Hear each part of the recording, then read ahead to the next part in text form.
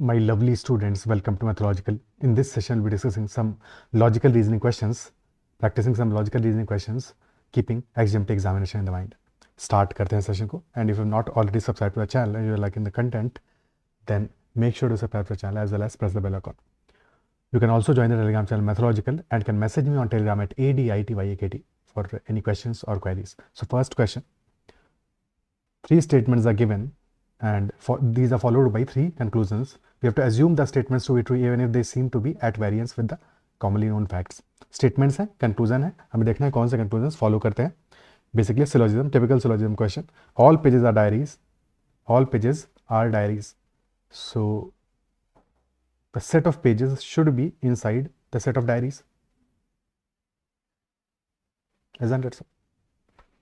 Some diaries are books. यानी कि diaries और books में कुछ तो common है. अब जो कुछ common है, that is for sure. Between diaries and books, at least something is common. ये वाला common वाला portion तो certain है. बाकी possibility है, ठीक है. यानी कि pages और books में भी कुछ common हो सकता है.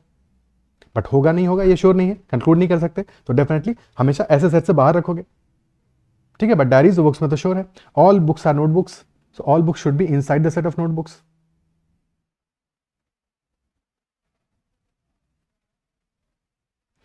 Now first conclusion, no page is a notebook. Can we conclude that no page is a notebook.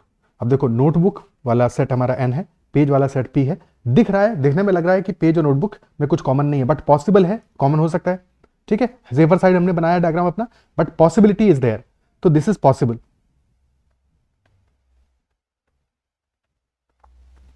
और क्योंकि पॉसिबल है इसलिए इसको कंक्लूड नहीं कर सकते कि no page is a notebook. अगर होता भी तो कोई प्रॉब्लम नहीं होता, हमारे गिवन स्टेटमेंट्स के साथ में तब भी कंसिस्टेंट रहता.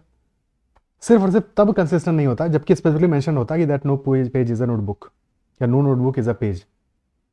There was something that was blocking, ठीक है. These two sets. Second statement, all pages are notebooks. Again, that is also a possibility. ये भी हो सकता है, possible है, but conclude नहीं कर सकते. So no pages can be notebook. All pages can be notebook. Some pages can be notebook. All these things are possible, ठीक है. All diaries being notebooks is a possibility. All diaries being notebooks. क्या ये possible है? Definitely ये भी possible है. So this is correct क्योंकि यहाँ पे mentioned ये possibility. So yes, third statement can be concluded. Only conclusion 3 follows. That all diaries being notebook is a possibility. Okay. Clear है? For example, अगर इस question में एक change होता कि no page is a notebook, that was an additional statement. If this was an additional statement, no page is a notebook, in that case फिर हमारा diagram कुछ ऐसा बनता, set of page, set of diary,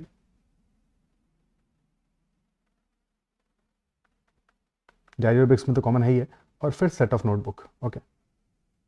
and since it is given that no page is a notebook, तो between page and notebook no element can be common. इस separately हम cross लगा के डिनोट करते हैं, between page and notebook no element can be common. और ये पूरा का पूरा पेज का set is inside the set of diary. फिर हमारा जो लास्ट स्टेटमेंट है, all diaries being notebook is a possibility. तो क्या है पॉसिबल होता है? Can all diaries still be notebook? नहीं हो सकते, बिकॉज जो पेज वाला सेट है हमारा, that can not be notebook. Clearly जो पेज वाला सेट है that can not be notebook, ठीक है, because no page is a notebook. Hence all diary being notebook तब पॉसिबल नहीं होता और कोई भी कंक्लूजन हमारा फॉलो नहीं करता उस केस में. क्या ये अप्रिशिएट कर पा रहे हो? Next question, all sheeps are cows, some cows are horses, all horses are jackals. तो what should be the conclusion? All sheep are cows, तो शीप का पूरा सेट काउज के सेट के अंदर आ जाएगा. ऑल शीप आर काउज, ठीक. Some cows are horses, तो काउज और हॉर्सेज में some elements are definitely common. जो कॉमन है उसको हमने डैश कर दिया.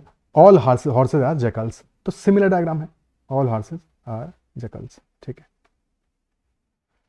Conclusion, some jackals are cows. क्या ये कंक्लूड कर सकते हैं? डेफिनेटली कर सकते हैं, because all horses, some cows are horses, that is definite. तो some cows are definitely horses, तो some horses are definitely cows. और ये जो हॉर्सेज हैं, ऑल हॉर्सेज आर जैकल्स, तो definitely these horses are cows which are common, ठीक है. So these are also jackals, तो these jackals are definitely cows, यानी some jackals are cows, that is true. First statement correct है. सम horses are sheeps, क्या ये correct है? नहीं कह सकते, पॉसिबल है बट कंक्लूड नहीं कर सकते. तो first statement is answer. Only conclusion one follows. Option D. Option D will be the answer in this case. Clear? Next question. In a certain code language, these things are defined that A is the mother of B. If A plus B is mentioned, A minus B is mentioned, A is the brother of B. A into B is mentioned, A is the wife of B, and A divided by B is mentioned, then A is the father of B. So this code is given. So based on the above, how is 4 related to 2? 4 plus 3 is mentioned. So 4 plus 3 implies that 4 is mother of 3. 4 is mother of 3. और mother है तो यानी कि female भी है. Now 3 divided by 2, यानी कि 3 is father of 2. Father, so he is a male as well. और हमें रिलेशनशिप निकालना है 4 और 2 का. तो 4 क्या हुआ? 2's father is 3 and 3's mother is 4. तो 2's fathers mother will be 4. और क्वेश्चन में 4 किससे कैसे रिलेटेड 2 से? तो fathers mother will be the answer. Option B. 2's fathers mother will be 4. Okay. और या फिर जब भी कभी ऐसा क्वेश्चन गिवन है तो बहुत इजीली तुम डायग्राम बनाए बिना भी क्वेश्चन को सॉल्व कर सकते हो. जो रिलेशनशिप गिवन है बस इतने में ही फोकस करो. हमें 4 और 2 का कनेक्शन निकालना है. This is 2, this is 4. तो 3 डिवाइड बाय 2 यानी कि 3 इज फादर ऑफ 2. तो 2's फादर इज 3 और 3 इज मदर इज 4. तो 2's फादर्स मदर इज 4. तो डायरेक्टली बिना डायग्राम बनाए भी डायरेक्टली यहां से भी देख के सॉल्व कर सकते हो. Okay. Next question. U is the father of N is the sister of T is the wife of I is son of L. How is U related to L? U is father of N. Father है, ठीक है, plus any male minus any female. N is the sister of T. T is wife of I. So T and I are related as husband and wife, and T is wife, तो minus और I should be plus. I is son of L. अब L father है, mother है, not, we are not sure, but I is son of L. How is U related to L? That is the question. तो U कैसे related होगा L से?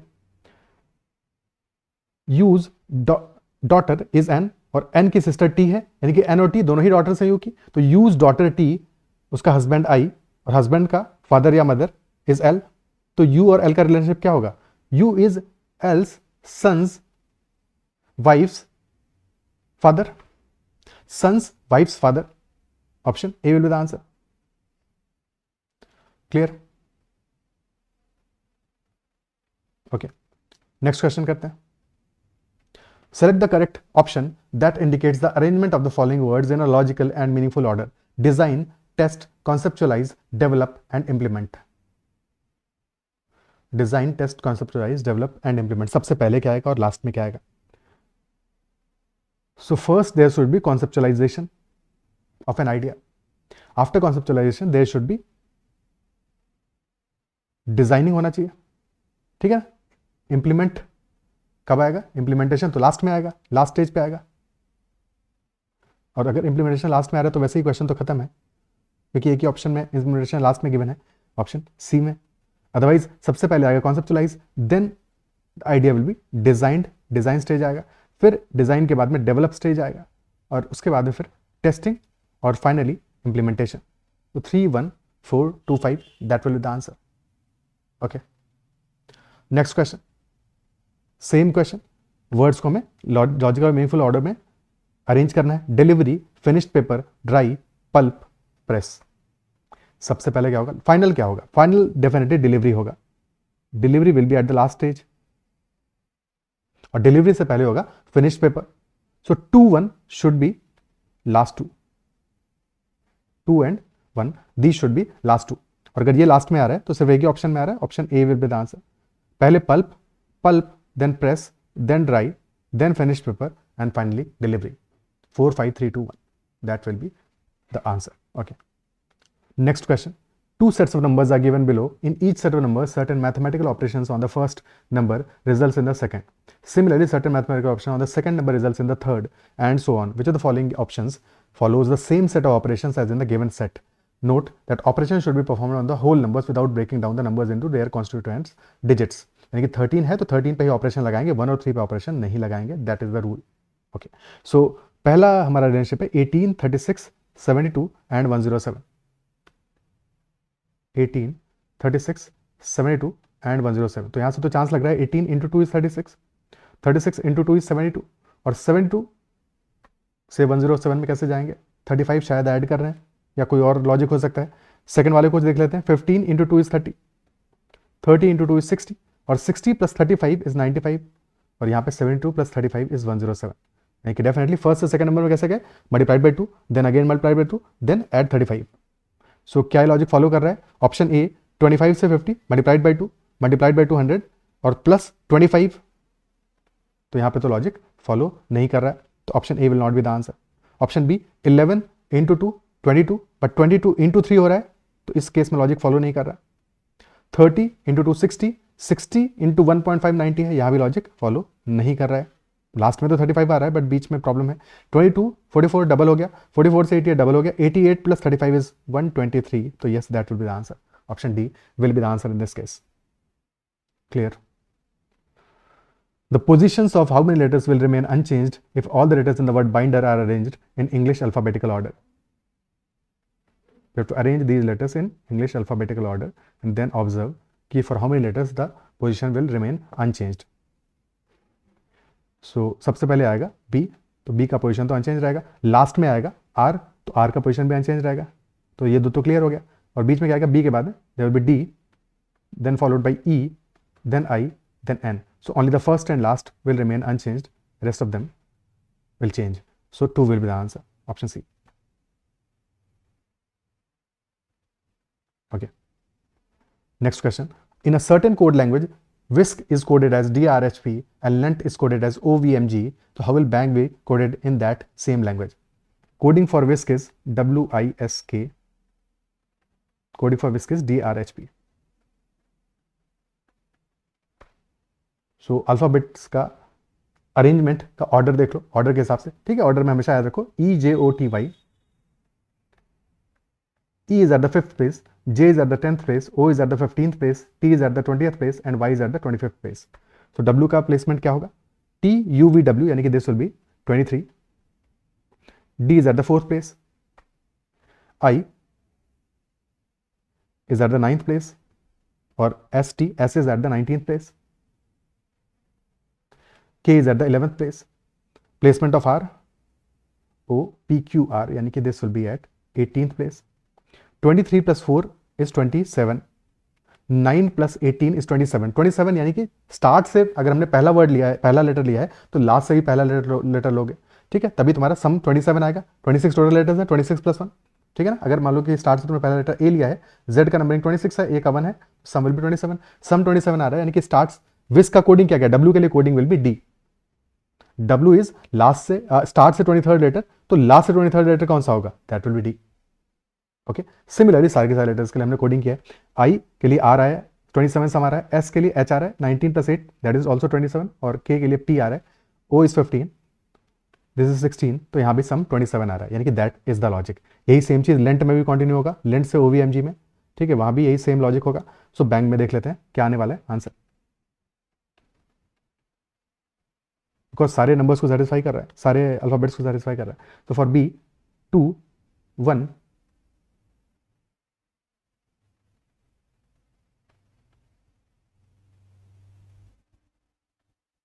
Okay.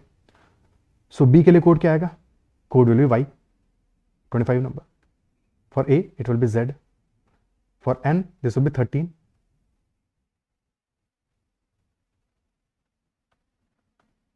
and for G this will be 20th, which is T. YZMT, that will be the code. Option D answer हो जाएगा। Clear है? ठीक है, next question.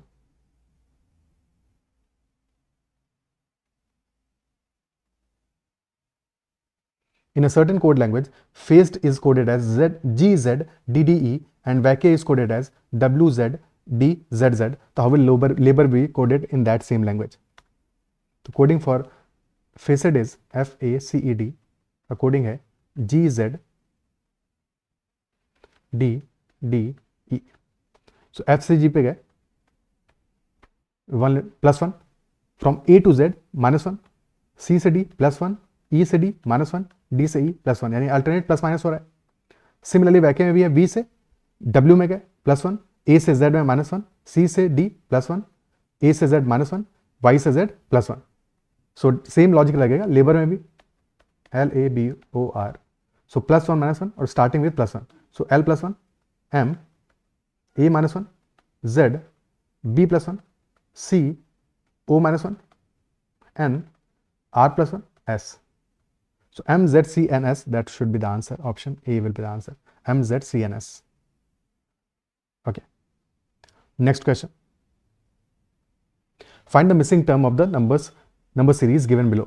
300 followed by a space, question mark, 148, 221, 441 and 1101.5. अब सारे numbers हमारे start के integer आ रहे हैं, लास्ट नंबर हमारा आ रहा है 0.5, इंटीजर नहीं है। तो जब भी कभी ऐसा पैटर्न हो तो चांसेस आर, और देखो इंक्रीज भी हमारा कितना है, पहले डिक्रीज हो रहा है 300, then there is a question mark, then 148, फिर डिक्रीज है और फिर इंक्रीज है और स्टीप इंक्रीज है, 148 से 221 पे गए, फिर डबल हुआ ऑलमोस्ट 441 और फिर ऑलमोस्ट 2.5 टाइम्स हुआ है, यानी कि यहाँ पे मल्टीप्लिकेशन वाला ही सिनेरियो बन रहा है, पक्की बात है, ठीक है। और लास्ट में 0.5 भी आ रहा है, तो इससे भी हिंट मिलता है कि अभी तक सारे नंबर्स इंटीजर थे, अचानक से 0.5 आया, यानी कि समहाउ हम मल्टीप्लाई कर रहे हैं नंबर से, और जिन नंबर से मल्टीप्लाई कर रहे हैं वो इंटीजर नहीं है हमेशा, क्योंकि अगर हमेशा इंटीजर होते तो फिर रिजल्ट भी इंटीजर ही रहता। 300, then there is a number, then 148, then 221, 441 और lastly 1101.5, these are numbers, okay, ठीक है। सो 148 से अगर हम 221 पे जा रहे हैं और 221 से 441 पे जा रहे हैं, तो यहाँ पे 221 से 441 क्या है, डबल के आसपास है, 221 इंटू 2 करोगे तो 442 आ जाएगा, बट एक्चुअल नंबर आ रहा है 441, तो इंटू 2 -1 हो सकता है। यहाँ पे 148 से 221 पे जा रहे हो तो इंटू, यहाँ पे तो 2 इंटू 2 नहीं है, इंटू 1 भी नहीं है, इंटू 1.5 करके देखो, बिकॉज यहाँ पे समहाउ इंटू 2.5 हो रहा है। 441 इंटू 2.5 क्या होगा, 440 into 2.5 will be 1100, 440 into 880 plus 220 1100 हो गया, और 1 इंटू 2.5 2.5, तो 1100 2.5 should have been the number, but -1 हो रहा है उसके बाद में, तो दैट इज वाई 1101.5 हो रहा है। सिमिलरली यहाँ पे होना चाहिए इंटू 1.5 -1, वेरीफाई करते हैं क्या नंबर आ रहा है, तो 140 इंटू 1.5 210, 8 इंटू 1.5 12, तो 210 प्लस 12 222 -1 221, तो यस यहाँ पे लॉजिक करेक्ट है। तो इससे पहले वाला नंबर क्या होगा, इंटू 1 -1 होगा, और उससे पहले होगा इंटू 0.5 -1, तो 300 इंटू 0.5 इज 150 -1 विल बी 149, और 149 इंटू 1 इज 149 -1 विल बी 148, तो हमारा जो नंबर मिसिंग है that should be 149, that number should definitely be 149। क्या क्लियर है? Okay, next question, select the numbers from the options given below. Again 9, 5, 6, 10.5, 23, similar series है, 9, 5, 6, 10.5, 23 and then finally क्या number आएगा हमारा। सो पहले तो डिक्रीज हो रहा है, फिर इंक्रीज हो रहा है, 6 से गए 10.5 से, 10.5 से गए 23 पे। So if you multiply by 2 into 2, 10.5 into 2 is 21, तो 21 प्लस 2 इज 23। 6 से 10.5 से जा रहे हैं, इफ यू मल्टीप्लाई बाई 1.5 तो आ जाएगा रिजल्ट 9, बट 9 से 10.5 ऐड भी हो रहा है तो प्लस 1.5 कर दिया हमने।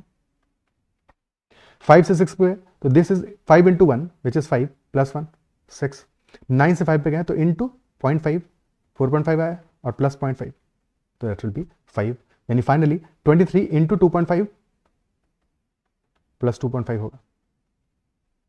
23 into 2 is 46, so 46 plus 11.5 plus 2.5, तो क्या रिजल्ट आएगा हमारा, 46 plus 14 that will B 60, so this number here, this should be 60, option C will be the answer, 60, clear है? Next question, which of the following terms will replace the question mark, IMHP, MPZQ, MPJQ, QSLR, UVNS, so which number should follow, which answer should follow, IMHP,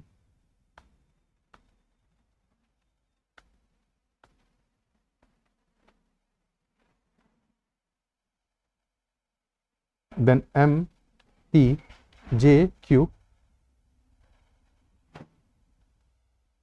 QSLR and UVNS.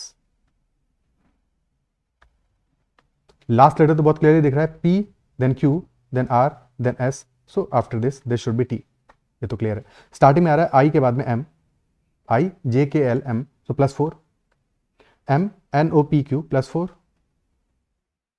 Q R S T U +4, तो U V W X Y +4, this will B Y. Start में Y, and में T, so definitely option D तो answer नहीं है. फिर M N O P +3, Q R S +3, T U V +3, W X Y, again Y आएगा, सो option सी भी answer नहीं होगा. फिर H I J +2 +2 +2, so N O P Y Y P T, this will be the answer. Option A will be the answer. Okay, क्या है, clear है? Next question. Each of P Q R S T U V have an exam on a different day of a week, starting from Monday and ending on Sunday of the same week. Q has the exam on Saturday. Only 2 people have exams between S and Q. R has the exam before S but after P. U has the exam immediately after T. So on which of the following days does V have the exam? V का exam कौन से दिन पे होगा? Pause the video and try to solve it.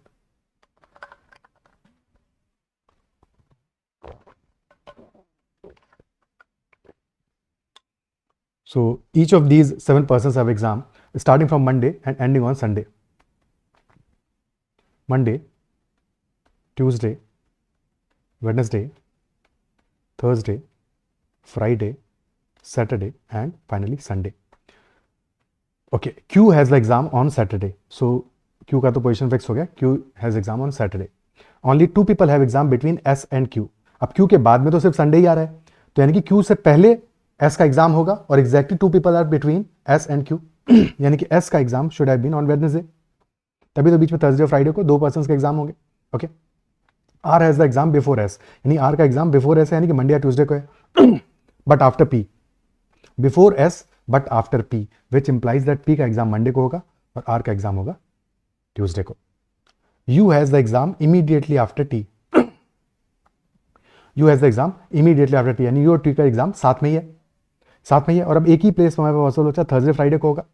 U का exam immediate after T है, यानी T का एग्जाम भी थर्सडे को और U का होगा फ्राइडे को. अब एक ही पर्सन बच गया, V का exam must be on Sunday only, और कोई कॉम्बिनेशन पॉसिबल ही नहीं है. So option C will be the answer. Simple question. Okay, in a certain code language 5 is written as 12184410, 8 digit number है. 4 is written as 12304236. ठीक है, तो 5 का coding is there 121844 and 10. Now E का place value 5, double value आ रहा है 10, F का प्लेस वैल्यू 6 है, डबल आ रहा है 12, आई का प्लेस वैल्यू 9 है और वी का प्लेस वैल्यू 22 है, तो जस्ट डबल आ रहा है. और सिमिलरली 4 में भी एफ 6 है, 12 आ रहा है, ओ 15 है, 30 आ रहा है, यू 21 है, 42 आ रहा है और आर 18 है, 36 आ रहा है. यानी कि 3 के केस में भी हमें बस डबल करना है प्लेस वैल्यूज को.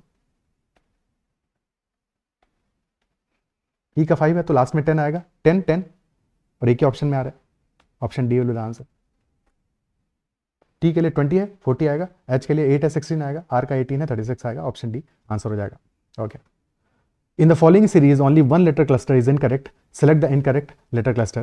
YCG, IMQ, SVZ, CGK, MQU. तो कौन सा लेटर क्लस्टर हमारा इनकरेक्ट है, that we have to identify.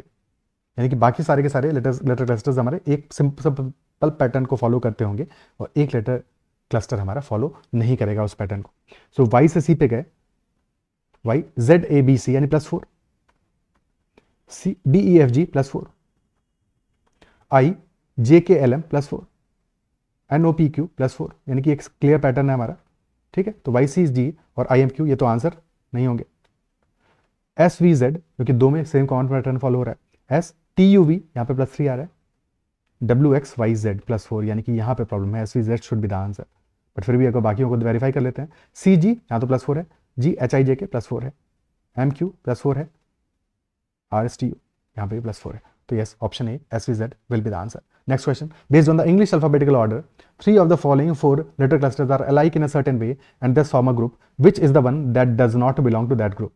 And odd man out is not based on the number of consonants or vowels or their position in the letter cluster. ठीक है, so again similar logic apply करना है हमें, के जे ई, सो ई से जे पे जाओगे, because उल्टा जाना है ना, के से जे पे जाना मुश्किल है, जे से के पे जाना आसान है, सो E F G H I जे 5, ठीक है, और +1 +5 एंड +1। अब डी से एच पे गए, +4 +2। जेड से डी पे जाएंगे, +4 +2, यानी कि पहला वाला ही ऑड वन आउट है, ऑप्शन ए, +4 +2, यस, पहला वाला ही ऑड वन आउट है, ऑप्शन ए ही आंसर होगा, K J will be the answer. Next question. Aman walks 24 km towards east and turns to right hand side and takes a drive of another 10 km. He then turning towards west,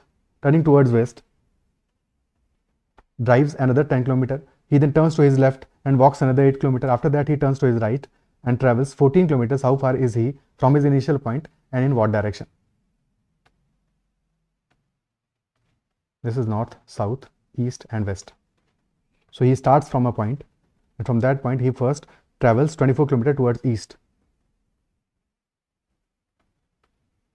After that he turns to right hand side यानी कि clockwise, ठीक है, so right hand side turn करता है and takes a drive another 10 kilometers. He then turns towards west and drives another 10 kilometers.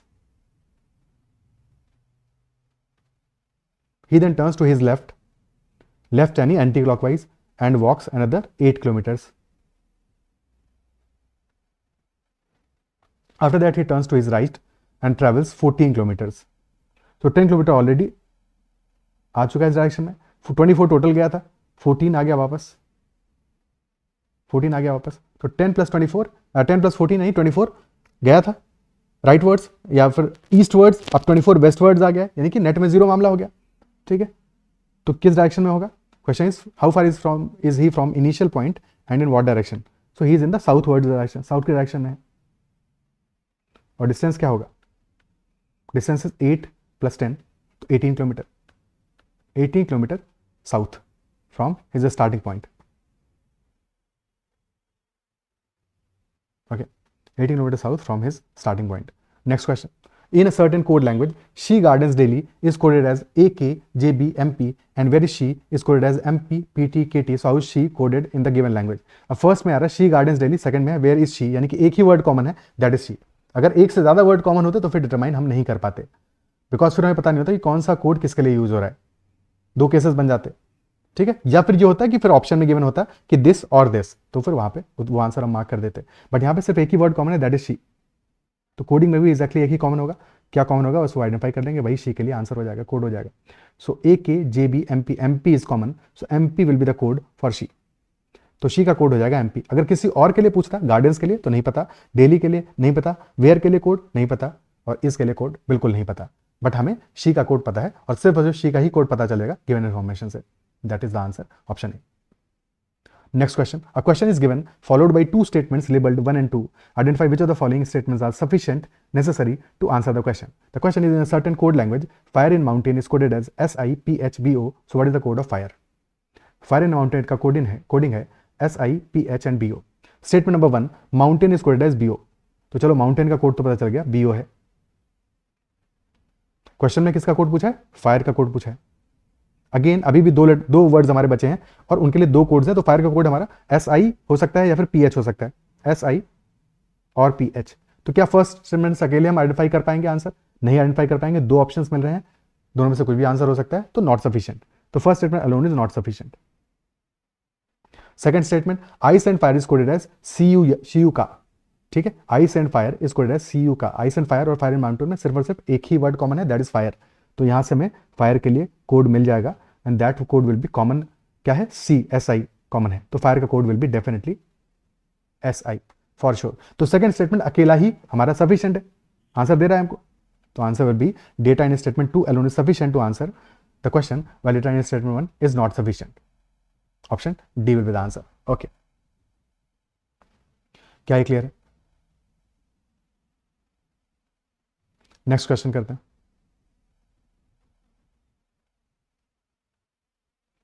Which two signs should be interchanged to make the following equation correct?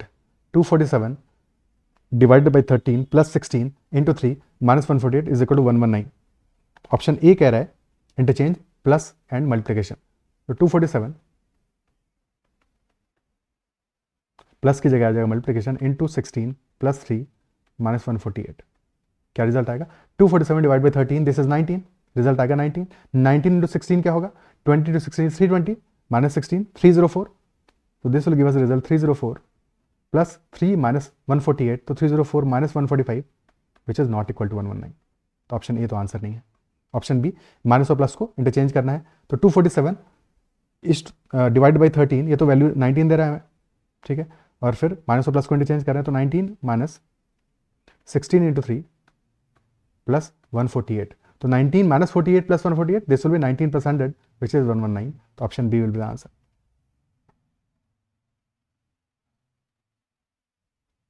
ठीक है. अच्छा पहले सब सारे के सारे साइंस को बिठा लोगे, उसके बाद में ही सॉल्व करोगे. ठीक है. यहाँ तो क्योंकि पहले डिवीजन था तो हमने सॉल्व कर लिया, अदरवाइज ऑर्डर इंपॉर्टेंट है कैसे करोगे. ठीक है. ओके, रूल फॉलो करना पड़ेगा ना. Next question. In a certain code language pose is coded as 3517, silk is coded as 4638. तो what is the code for S in the given language? Again pose और सिल्क में सिर्फ और सिर्फ एक ही लेटर कॉमन है, दैट इज एस, और सिर्फ और सिर्फ 3 कॉमन है, तो एस का कोड 3 हो जाएगा definitely. Option D will be the answer. Code for S will be 3. In a certain code language, based on the above, how is u related to z if this is given u plus v divided by w minus y into z? ठीक है. और हमें किसको connect करना है? u और z को connect करना है. ठीक है. तो लास्ट से स्टार्ट करते हैं, बिना इस बार बिना लिखे हुए स्टार्ट करते हैं, दो लंबा है प्रोसेस. तो y into Z implies that z क्या, y is wife of z. तो y हमारा क्या हो गया? y is wife of z. Then w minus y यानी कि w is brother of Y, तो वाइस ब्रदर, एक सेकंड, W माइनस वाई, हाँ ठीक है, तो वाइफ्स ब्रदर. ठीक है. यहाँ पे कुछ गड़बड़ लग रहा है. W minus Y implies that W is brother of Y. ठीक है. और फिर okay, so V divide W that implies that V is father of W. Okay, got it. ठीक है. यहाँ पे भी बीच वाला जो ब्रदर वाला है वो चीज़ मिस हो जाएगा ना, क्योंकि वाइफ का ब्रदर का फादर वाइफ का फादर हो जाएगा डायरेक्टली. ठीक है. तो स्टेट अवे हमें मिल गया वाइफ का father, wife father and u प्लस वी यानी कि u इज मदर, तो wife father's mother. Option B is the answer, wife father's mother. Okay, clear है. अगर डायग्राम बनाते तो z हमारा z y इंटू जेड यानी कि y is wife of z.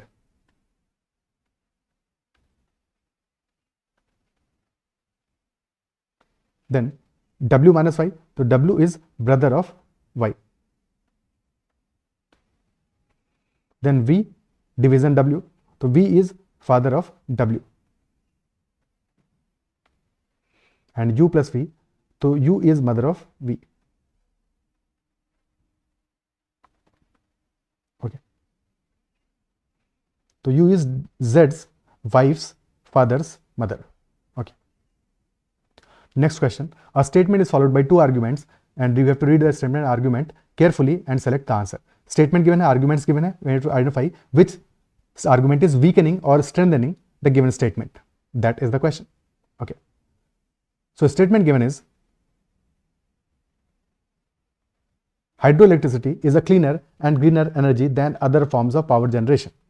Statement कह रहा है hydroelectricity is cleaner and greener energy than other forms of power generation. Argument number 1 is saying hydroelectric plants almost have nil CO2 emissions. अब सच क्या है नहीं है हमें नहीं पता, बट ये आइडेंटिफाई करना है कि ये जो गिवन आर्ग्यूमेंट है क्या ये स्टेटमेंट को सपोर्ट कर रहा है. Is it strengthening the statement? अगर ये सपोर्ट कर रहा है तो स्ट्रेंथन कर रहा है, अगर सपोर्ट करने की बजाय अगेंस्ट जा रहा है तो निगेट कर, वीक है, वीक स्टेटमेंट है फिर. ठीक है, वीकेन कर रहा है आर्ग्यूमेंट को. या तो आर्ग्यूमेंट हमारा जो है स्टेटमेंट जो है स्टेटमेंट को आर्गुमेंट स्ट्रेंथन कर रहा होगा या वीकेन कर रहा होगा. स्ट्रेंथन तब करेगा जब सेम डायरेक्शन में होगा. जो स्टेटमेंट कह रहा है वही हमारा आर्गुमेंट भी कह रहा है, तो सपोर्ट कर रहा है यानी कि स्ट्रेंथन कर रहा है. अगर अगेंस्ट डायरेक्शन में होगा तो यानी कि वीकेन कर रहा है. पहला आर्गुमेंट कह रहा है हाइड्रोइलेक्ट्रिक प्लांट्स है almost have nil CO2 emissions. तो अगर नील CO2 एमिशंस हैं दैट इंप्लाइज कि क्लीनर एनर्जी है, ग्रीनर एनर्जी है, यानी कि आर्गुमेंट सपोर्ट कर रहा है. तो first is basically strengthening the argument. Strengthen कर रहा है। Second, hydraulic power plants, power projects submerge huge amounts under water, thereby affecting local flora and fauna. Submerge huge amounts under water, thereby affecting, और अगर affect कर रहा है तो यानी कि क्या, ये cleaner and greener energy than other forms of power generation होगा, सस्टेनेबल है, मतलब क्या इन्वायरमेंट पे पॉजिटिव इंपैक्ट पड़ रहा है, नेगेटिव पड़ रहा है। As per the second statement impact is negative, और अगर इंपैक्ट नेगेटिव है so this is weakening the argument. First वाला तो स्ट्रेंथन कर रहा है, सेकंड वाला वीकन कर रहा है, तो ऑप्शन कौन सा आंसर होगा? First, second weakens while first strengthens the argument, option B will be the answer.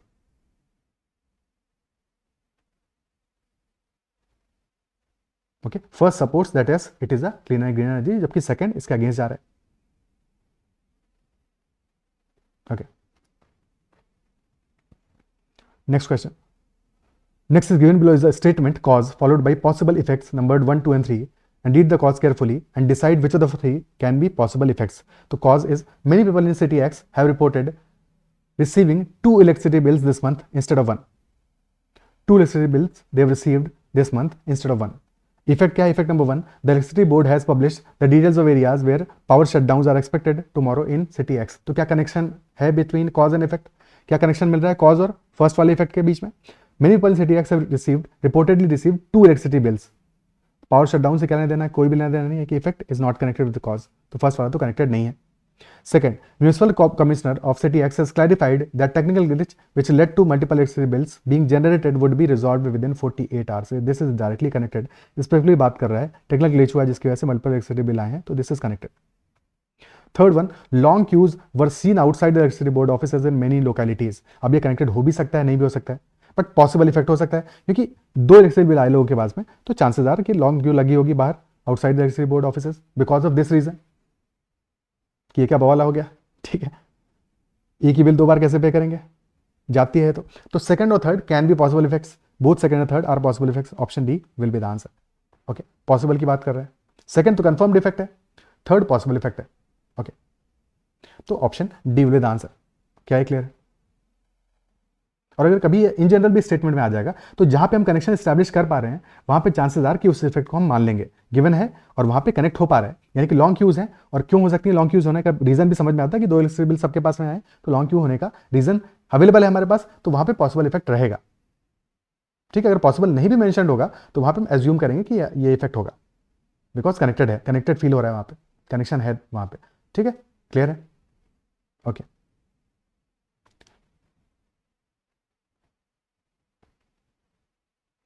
सो इतने ही क्वेश्चंस हैं इस सेशन में. आई बिलीव जो भी डिस्कस किया समझ में आएगा. कहीं पे कोई डाउट रहता है तो कमेंट में जरूर मेंशन करना, और अगर सेशन पसंद आया है तो make sure to hit like button as well. ठीक है, लाइक बटन भी जरूर प्रेस करना, और साथ में अगर अब तक चैनल को सब्सक्राइब नहीं किया है तो make sure to subscribe channel as well as press the bell icon. You can also join WhatsApp और Telegram channel mythological, and for any questions or queries you can always message me on telegram at ADITYAKT. That's all for this session. Bye bye, take care and keep learning, keep practicing.